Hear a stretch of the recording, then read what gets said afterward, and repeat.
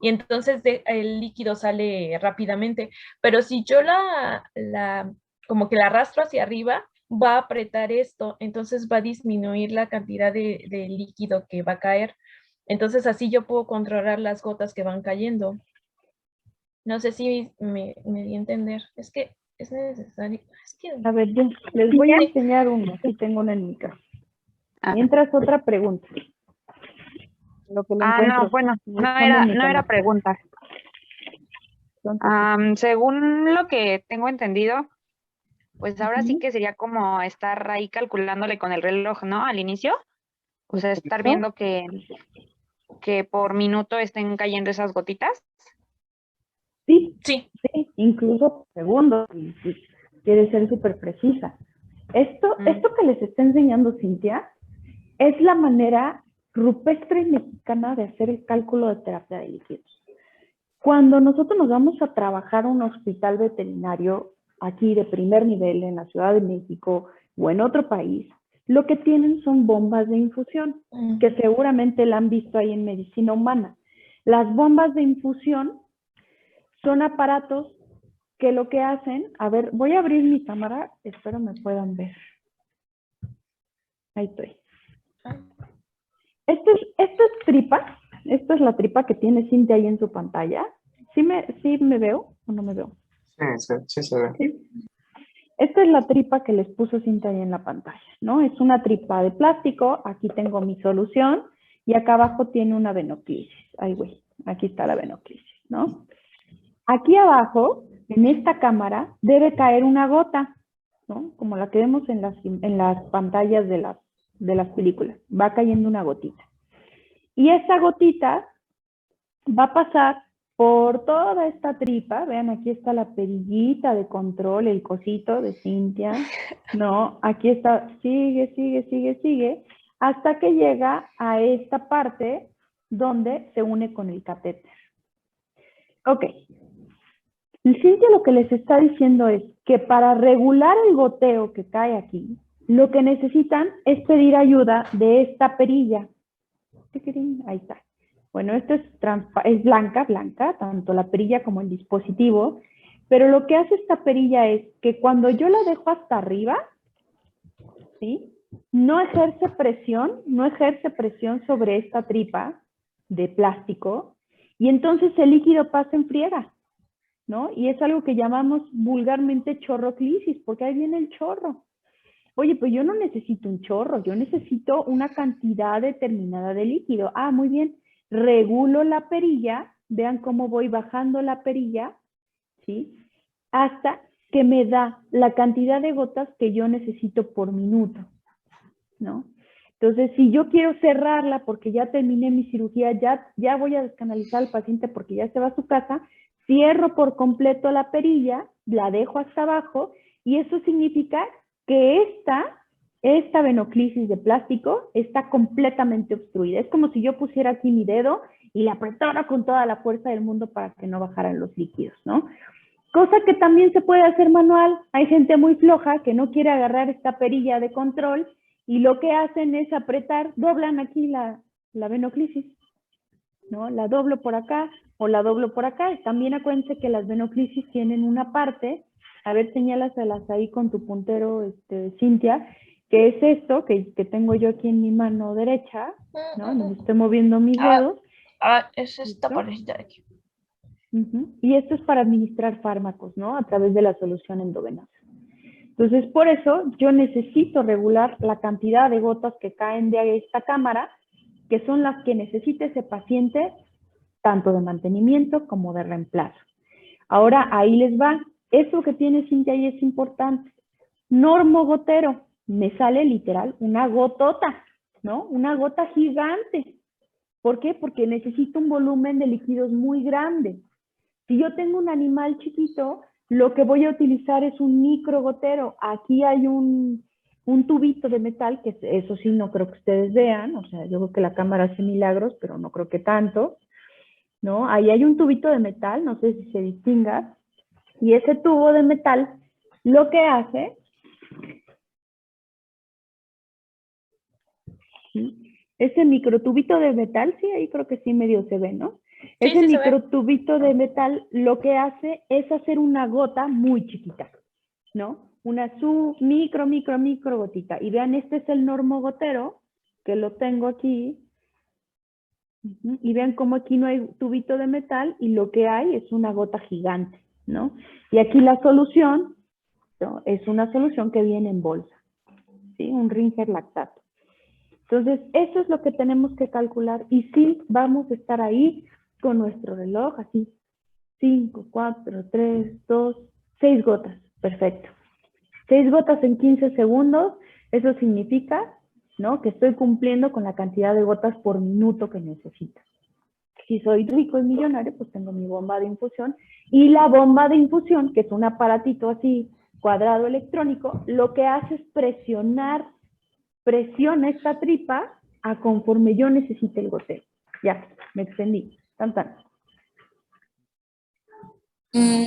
Y por ejemplo, respecto al ejercicio, o sea, ya en la vida práctica, ¿cómo vas a calcular ese punto 0,8? O sea, ¿lo redondeas?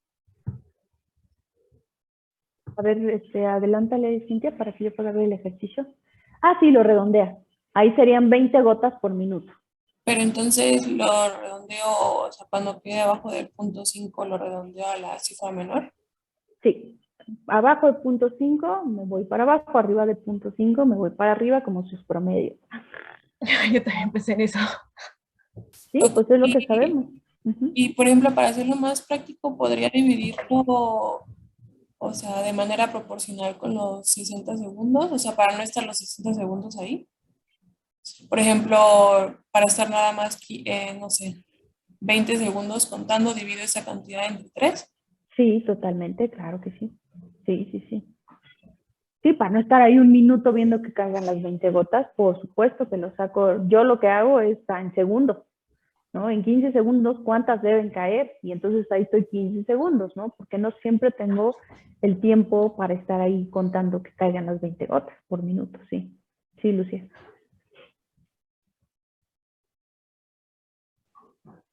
Otra pregunta para cualquiera de las dos. O los... Tengo dos preguntas. Ajá. ¿Cuántos mililitros cabe en la manguerita de la venoclisis? ¿Cuántos mililitros caben en la manguera de la venoclisis? A ver, regrésate entonces a la anterior, Cintia. O gotas, no sé. Ahí está. Ahí está. Ese es el punto clave. Un normogotero siempre les va a dar 20 gotas por mililitro. Siempre. 20 gotas por mililitro. Acuérdense que el normogotero y el microgotero no acumulan líquido en la manguera. El que se acumula líquido en la manguera es ese dispositivo que tiene Cintia ahí y es una bureta. Ahorita les traigo una bureta, creo que por ahí tengo una. Entonces, lo que hacen los fabricantes es poner en la bolsita de la venoclisis, te dicen, este es un microgotero o este es un normogotero. Y lo que te da es una cantidad de 20 o de 60 mililitros gotas por mililitro, ¿no? Entonces yo cuando voy a canalizar un perro o un gato, lo que tengo que hacer es ver el paquete que me dan. Yo veo este paquete, lo leo y el paquete dice, este dispositivo es un normogotero y este normogotero da 20 gotas por mililitro, ¿sí? Pero vean cómo aquí no acumulo líquidos. Esto no acumula líquidos. Esto lo único que hace es que yo pueda llevarle los líquidos de la solución, ¿sí?, al catéter del perro. Nada más es una vía de paso. Contrario a eso que tienen ustedes ahí, que es esta. Nada más que esta está cerrada y esta nueva y no la puedo abrir. Esto que tienen aquí, que no se ve ni más, perfecto. Esto que tienen aquí es una bureta. La bureta es una cámara. Esta es una cámara. Aquí sí puede haber líquido acumulado. El suero de esta bureta, este suero, se deja pasar aquí para que se llene de una cantidad determinada de líquido y después aquí abajo puedo tener un microgotero o un normogotero para administrar esta cantidad específica de líquido. ¿Para qué sirve la bureta? Vamos a suponer que vamos a canalizar un cachorro que tiene moquillo, lo necesito tener hospitalizado. Entonces, si ya hago mi cálculo de terapia de líquidos en ese animal, probablemente el volumen que necesite pues, sea de unos 50 mililitros al día. Y yo no me puedo arriesgar a dejar esto y que alguien por chorroclisis le deje pasar muchísimo más del doble. Entonces, lo que hago es medir esos 50 mililitros en mi bureta, ¿sí? Y dejar pasar el goteo conforme yo calcule mi terapia de líquidos. ¿Sí quedó claro? Creo que fue Omar, ¿no? El que preguntó. ¿O no fue Alejandro?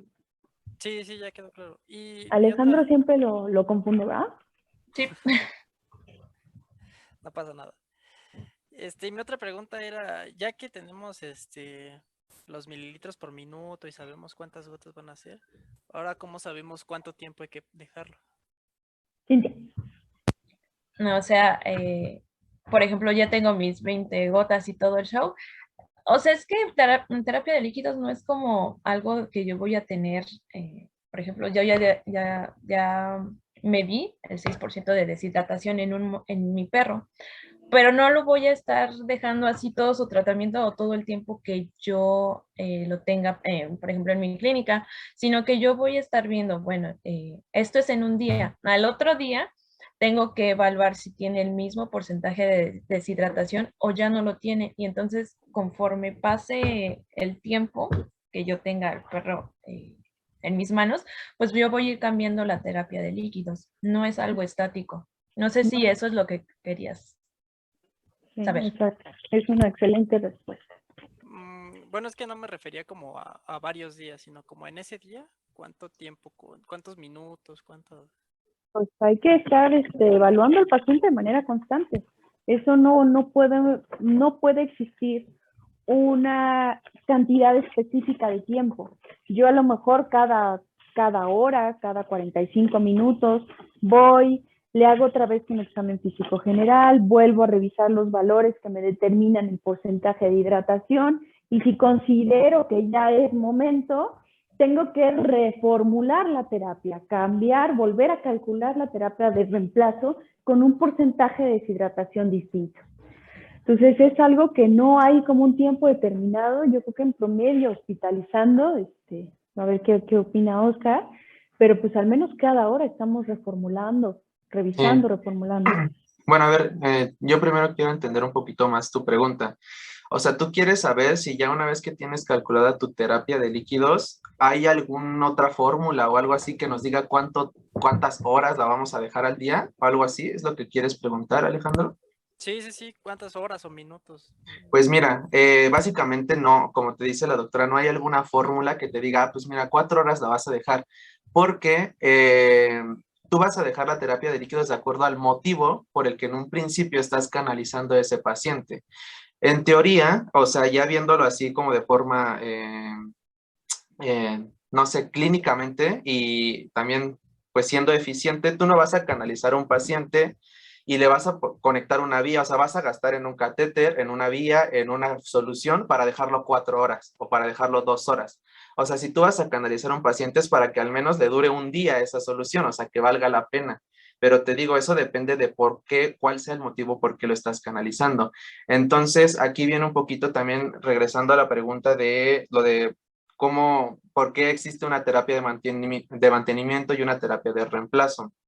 Nosotros muchas veces, ya les digo, esto es clínicamente hablando, podemos llegar a tener algunos pacientes que tienen algún tipo de problema, se quedan hospitalizados y entonces nosotros los canalizamos porque siempre la forma más sencilla de pasar fármacos, porque justo también el tener un paciente canalizado no solamente muchas veces es para pasar líquido, sino también para pasar medicamentos. Es la otra facilidad que tenemos, porque por lo mismo de que también habían comentado, no es conveniente estar picando y picando a los pacientes, entonces solo lo picas una vez, dejas el catéter en la vena y ya tienes una vía permeable, así se le conoce cuando ya tienes ese acceso directo venoso, vía permeable. Por ahí en la Y, que es ese tubito de goma que ya se los enseñaron, que es donde se pueden administrar los medicamentos, es donde nosotros vamos a estar medicando a ese paciente. Entonces, ahora bien, si nosotros tenemos un paciente que tiene una patología X, pero en la cual no está teniendo ninguna pérdida de líquidos, ya sea lo más común, vómitos, diarrea, algún traumatismo, quizá alguna quemadura que nos puede favorecer esa pérdida de líquidos,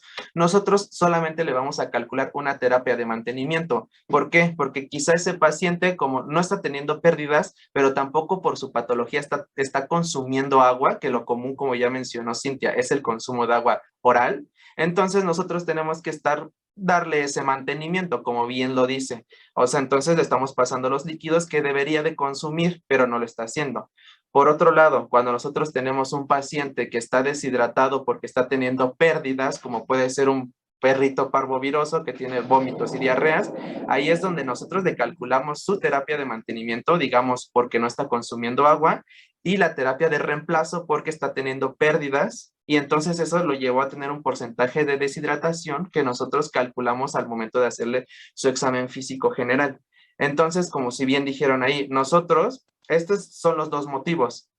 Es lo que te digo, ese paciente al que hospitalizaste, que nada más le estás pasando una terapia de mantenimientos, pues al menos dependiendo de la patología lo puedes tener ahí 1, 2, 3 días, pero ya no depende mucho de, o sea, bueno, depende directamente del por qué se canalizó en un principio. Lo mismo que con el paciente parvoviroso, o sea, tú lo canalizaste porque estaba deshidratado, incluso eso lo puede llevar a la muerte. Entonces, vas a ir restableciendo esos líquidos hasta que llegue a la normalidad. Cuando ese paciente ya no esté teniendo pérdidas, cuando ya esté consumiendo agua y comida con líquido por sí solo, entonces, y ya no necesitas administrar medicamentos o ya se los puedes dar en otra vía, o sea, oral o así, entonces es cuando tú decides ya descanalizarlo y ya no pasarle su terapia, pero eso es a lo que me refiero en un principio, o sea, tienes que tomar solamente en cuenta el motivo por el cual lo canalizaste y por cuál estás pasando terapia, pero en realidad una fórmula que te diga, ah, pues nada más 4 horas se los voy a dejar, pues no existe, porque eso ya depende de muchos factores externos. Más o menos sí te quedó claro. Sí, sí, ya era más a lo que decía sobre la terapia de mantenimiento, ya con eso me quedó claro. Gracias. No, ¿de qué? ¿Alguna otra duda?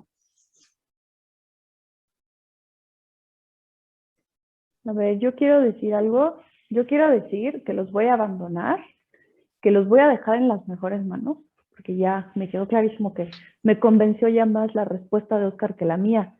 Entonces, el alumno supera al maestro, me parece excelente. Entonces, los dejo en las mejores manos tanto de Cintia como de Oscar, porque con esto del semáforo verde, pues me van a seguir a la facultad, ¿verdad? Claro que sí, como de que no. Entonces, pues, son todos de ustedes, ¿sale? Cualquier cosita, pues me mandan un WhatsApp, ahí los mantengo informados. Muchas gracias y nos vemos. Nos Síganme, vemos, Oscar y doctora. Cintia. Nos vemos, Bye, doctora. Cuídense Que gracias. esté mucho. bien. Cuidado, doctora. Bye. Gracias, ahí les platico el chisme. Bye. Bye, doctora. Bye. Vale, pues igual un poquito porque sí estaba escuchando sus dudas, solamente que le estaba comentando a la doctora que vinieron aquí a bendecir mi casa, entonces si yo abría el micrófono parecía que iban a estar exorcizando a alguien, por eso no les estaba contestando. Pero también un poquito de la duda que dijeron de cómo, cuál es la diferencia entre una solución cristaloide, una solución coloide y así. Pues miren, la verdad es que sí llega a ser un tema de terapia de líquidos ya un poquito especializado, o sea, para que una persona sepa utilizar para qué sirve cada así solución específicamente, pues ya se requiere algo más, ¿no? Un conocimiento ya profundo. Pero les podría decir de forma así resumida que nosotros las soluciones cristaloides, como bien lo dijo Cintia, son para restablecer ese líquido, el volumen. Pero ¿cuál es la diferencia entre coloide y cristaloide? Que los cristaloides entran a vena, hacen que aumente un poquito el volumen intravascular, pero por la naturaleza de esta solución, esta se difunde hasta el espacio intersticial y después de ahí, pues las células ya lo toman, ¿no? Lo empiezan a tomar. Entonces nosotros estamos hidratando al paciente, digamos, a nivel de tejido, por así decirlo. Por otro lado, con las soluciones coloides, lo que nosotros estamos haciendo es aumentar únicamente el volumen intravascular. ¿Qué es la ventaja-desventaja? Nosotros utilizamos este tipo de soluciones, al menos hasta donde yo sé, hasta donde yo les puedo decir, Cuando tenemos quizá un paciente que tiene algún tipo de hemorragia, alguna pérdida, terceros espacios, en donde el volumen intravascular está disminuyendo tanto que este paciente puede llegar a entrar en un choque, conocido como choque hipovolémico, y lo vamos a ver cuando les dé la clase la próxima semana. Entonces, tú de forma rápida, lo que tienes que hacer es restaurar ese volumen con este tipo de soluciones, porque una, por ser moléculas de gran peso molecular, valga la redundancia, aumentan el volumen. Y dos, si ustedes recordarán de sus clases de fisiología, tenemos ahí un fenómeno así muy curioso que es la osmosis, que si ustedes más o menos así tienen esa memoria visual, les ponían como dos, no sé, como dos recipientes en los que teníamos líquido y solutos. Y se decía que cuando tenemos una membrana semipermeable en medio de esos dos espacios, siempre en donde haya mayor cantidad de solutos, se va a jalar el líquido del otro lado, en el caso de que el otro lado haya mayor líquido y menor solutos. ¿Por qué? Porque el organismo, por homeostasis, fisiológicamente va a intentar mantener un equilibrio. Entonces, cuando nosotros ponemos esas moléculas grandes en el espacio intravascular y nosotros queremos justo eso, que haya mayor volumen en ese espacio, una, la solución es la primera, ¿no? O sea, la inmediata. Y dos, el líquido de los tejidos va a empezar a salir por osmosis hacia el sistema sanguíneo, justo para dar ese equilibrio. ¿Cuál es la desventaja con esto?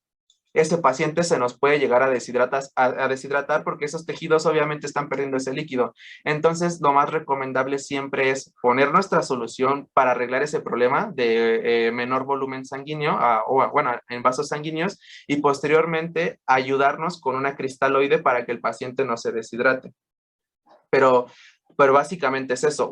La cristaloide se va a tejidos y la coloide se queda intravascularmente, no se difunde porque las moléculas no pasan por esa membrana semipermeable. No, el tamaño no les da para pasar. Entonces, básicamente eso es lo que yo les podría decir, que es la funcionalidad de ambas. Y pues sí, básicamente, no sé si más o menos entendieron un poquito mejor esa parte también. No me acuerdo quién había tenido la duda, la verdad. No, yo tampoco me acuerdo. Pero sí quedó mejor. Sí quedó muy, muy bien explicado. Sí, y ya pues con esto, lo de terapia de líquidos y todo así,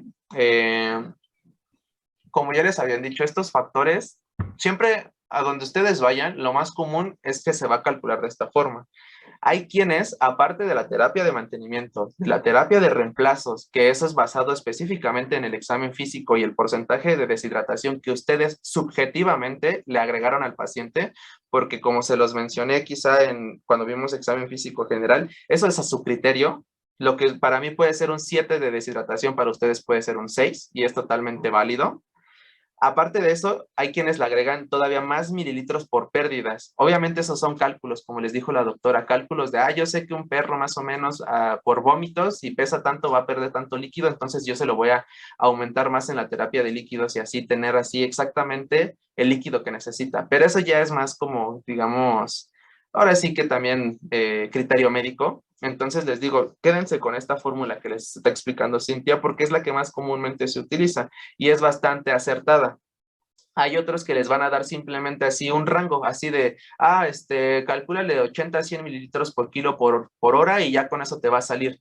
Y de hecho, en semestres anteriores hicimos contraste, no, eso fue el ejemplo, no es lo que, los mililitros, eso ni siquiera me acuerdo, la verdad. Pero hicimos el contraste y más o menos sí como que se acercaba una fórmula a otra, sin embargo, para mí esta sigue siendo un poco más precisa. Entonces, pues sí, no sé, ahorita ya regresando un poquito a lo de los ejercicios, no sé si tengan una duda conforme a cómo nosotros lo vamos a calcular, porque ahorita ustedes tienen que hacer los ejercicios y pues les tiene que quedar súper claro, obviamente también entender por qué se está haciendo, no solamente saberlo hacer. Entonces, si quisiera, si tienen ahí alguna otra dudita, a ver si se las puedo llegar a responder.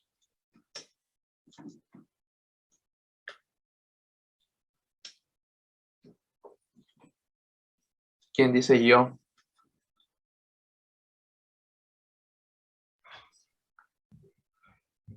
Creo que por ahorita ya quedó claro, creo. Entonces, ¿qué te faltaba, Cintia? ¿Ya íbamos a empezar con los ejercicios? Ya son los ejercicios. Ah, va, pues sí, ya. Si les quedó claro, obviamente así los van a tener en fácil, rapidísimo. Se fue rápido. Va, síguele entonces. Aguántame, que tengo que cambiar a la hojita de ejercicios, porque no lo hice aquí. Espérame. ¿Hasta qué hora tenemos para enviar estos ejercicios? Ah, eso no sé, eso ahorita Cintia se los dice. Ahorita se los digo, espérame. Depende cómo hagan los ejercicios.